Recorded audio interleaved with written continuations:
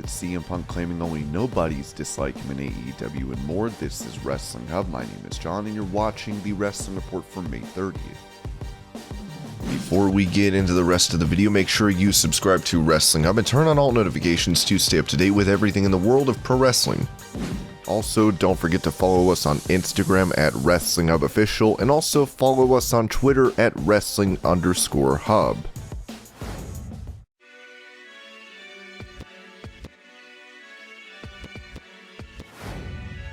At WrestleMania 24, undefeated boxing superstar Floyd Mayweather would step in a pro wrestling ring to go one-on-one with The Big Show. Speaking about the original plans for the match, Paul Wight revealed on Submission Radio that it was supposed to be a tag team bout. It was a shoot. He punched me in the nose. I told him to break it. I don't know how you work that. I'm sorry. I guess I said, yeah, go ahead and punch my nose. I said not to shove it down the back of my head, but if you can tap it, go ahead. To get a chance to work with probably one of the greatest fighters of all time, certainly one of the greatest defensive fighters of all time. To work with Floyd Mayweather and to have that opportunity for that spotlight at WrestleMania, that whole thing changed. Originally, I think that was supposed to be Floyd against Batista and Rey Mysterio. It was supposed to be a tag originally, and then there were a series of injuries. I think Batista got hurt really bad, either tore a lat or a bicep, and the same thing happened with Rey. And all this happened before we got to kick the angle off. So when they presented the opportunity, hey, will you work with him one-on-one? I'm like, hell yes, I'll work with him. Whatever you guys want to do. There are certain times in this business where you have to, whether you take one for the team or take one for the fans, or take one for your career, or however you want to take it. But I knew at that moment, for us to get that kind of attention that we needed to do something that no one would not talk about, and that would be to have him get on one knee and have him light my nose up, no pun intended, because it was in downtown Las Vegas. It was funny, and I came backstage after. The only guy that had the balls to come around me was Shane McMahon, because I was so wound up. Even our camera crew people, everybody just scattered. And I remember Shane coming over and he goes, "You okay?" And I'm like, "Yeah." And he goes, "That was awesome.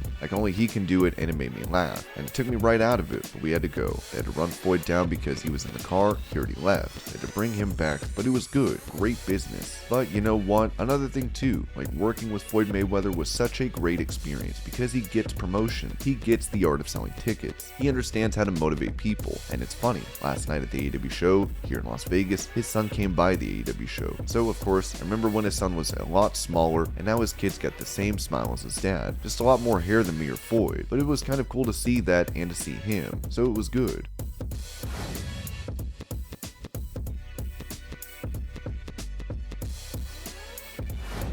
During his appearance on Rene Dupree's podcast, Simon Gotch recalled his time in WWE, revealing that Bray Wyatt knew Vince McMahon would hate his demeanor. I got told early on by Bray Wyatt, who is always very kind. He said, "Don't ever talk to Vince." An observation similar to what you made about me, Rene. He said, "Vince will not like your personality, and it would not behoove me to go in and speak to him directly."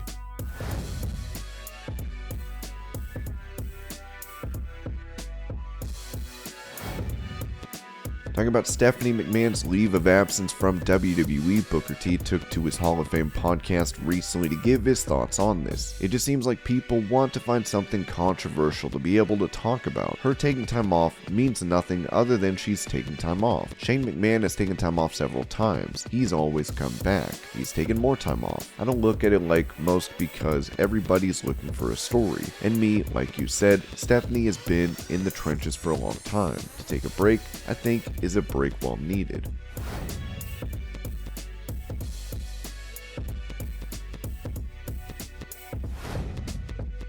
Following his faction's win at Double or Nothing, Chris Jericho spoke at the post-show media scrum, revealing how he has always gotten gimmicks over in his career. I like to think I'm pretty good at reading the room, and I've had a lot of things where I thought, GFY, that's a good one. And the same night, Max came out and said, "Go F yourself," so that was done.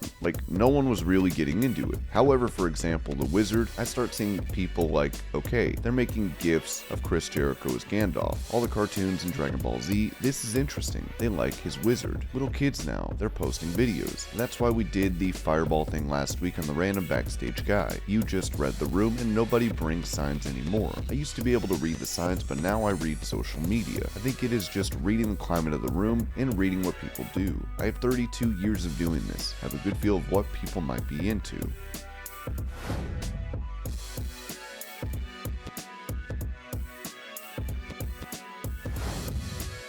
with former WWE star Malcolm Bivens, now going by Stokely Hathaway, debuting in AEW at Double or Nothing to help Jade Cargill win her match, the TBS champion would say this about him: he's the best talker in the game. Who wouldn't want anything less than that? Somebody to represent a superstar that is about to come forth in front of all your eyes. Tony Khan made the best decision he could ever make in this situation. AEW President Tony Khan then spoke about what led to Hathaway's signing. It was in a very unique position. It was pretty unusual. Stokely's 90 days expired yesterday. I had never met him or spoke to him until today, because I do things the right way, with honor. It just so happened that his 90 days expired and I had this idea. We were lucky. There was a lot of independent wrestling and stuff going on. I guess he's been around Vegas. I had never met him until today. I swear on my life. Never had a conversation with him. I've had him in mind since 2018 actually. Today I told him, I want you to be Stokely Hathaway. I'm the owner of Ring of Honor. You have a great history with Ring of Honor. Not only did I explain that I want to pair him with the world's greatest network champion, the top undefeated pro wrestler 2 years in, with a sparkling record, and added the presentation that has already come so far and so fast. Like Jade said, he's a great talker, and I literally never met him or spoken to him until today, which is pretty cool that it worked out. Dave Meltzer also noted on Wrestling Observer Radio that WWE assumed Hathaway would jump ship. WWE people on the day he was fired, it came out he wouldn't sign a new contract. They were all basically saying he was going to AEW. If he turned down the main roster, the assumption is you want to go to AEW.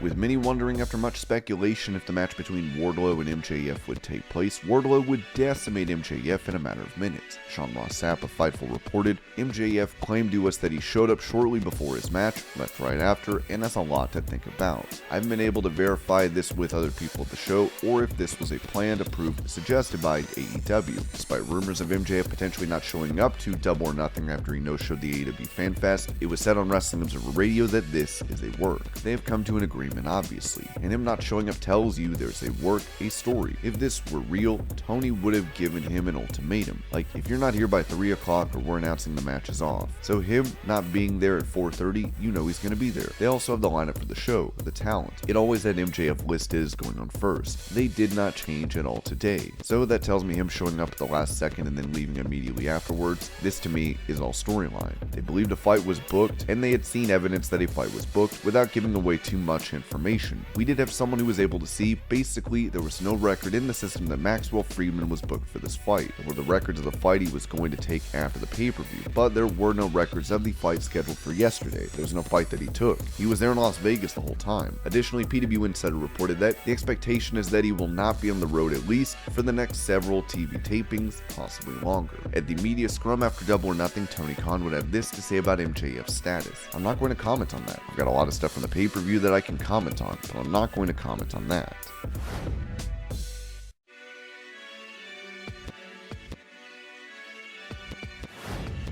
As former WCW President Eric Bischoff called CM Punk a financial flop for AEW, Tony Khan was asked about this comment, to which he responded saying, "We just did a record pay-per-view buy every pay-per-view. He's done a 4 pay-per-view cycle now. Every one of them was the record. Whether it was All Out, where he was a huge part of the draw with Darby, his debut was a huge thing with the First Dance, the biggest Rampage draw in the history of that show. The matches, he carried the Friday Night War, which, by the way, is a matter of record in court in the state of California that he won the Friday Night War. Just ask Jerry McDevitt because he wrote it. This guy won it versus Matt Sydal, who is a great wrestler. He had another great match on Friday night. This guy, he did the Friday Night War. He did the First Dance. He's done the record Double or Nothing. He did the record All Out in his debut. He was a big part of the record Full Gear, a great match with Eddie Kingston. He's wrestled a bunch of young guys and veterans in between there. Will Hobbs, Daniel Garcia. Then he showed up and did the biggest program in terms of everything TV box office ever with MJF. Then he did the main event here. He's the biggest part of financial success in the history of this company.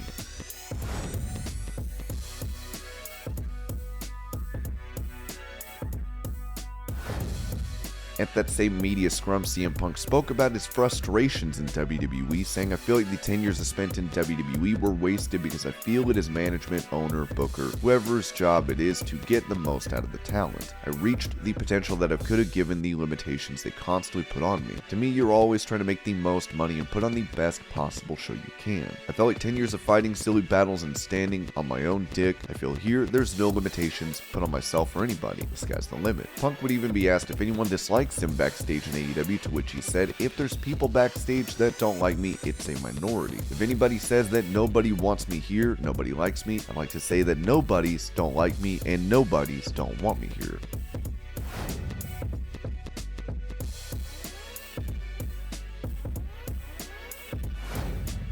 With him now the AEW World Champion, CM Punk was asked after the pay-per-view who he wants to defend his belt against. As he said, I think Okada, Tanahashi, Ospreay, guys like that I'm looking forward to stepping into the ring with. AEW talent, I always think number one with a bullet is going to be Bryan Danielson. I've never wrestled Jon Moxley. I've wrestled Dean Ambrose, so that's an interesting matchup. There's still guys on my list that I've never wrestled with. Jungle Boy, Ricky Starks. I could probably finish out my career wrestling FTR every day for the rest of my life, and it can be different and fun every single time. Will Hobbs is another guy that I think has all the potential in the world. We've got a really stacked roster. It's almost a crime that we can't do everybody justice at once, but I think we're getting there with baby steps. I think we're learning. I think we make mistakes, but instead of dwelling on it and punishing other people or ourselves, I think we move on and try to learn from things. But Bryan Danielson will probably be the first guy that comes to mind. Very selfishly, I'd love to wrestle him. And this was your Pro Wrestling News Update. I hope you're all having a great day. Thank you so much for watching, and I'll see you later.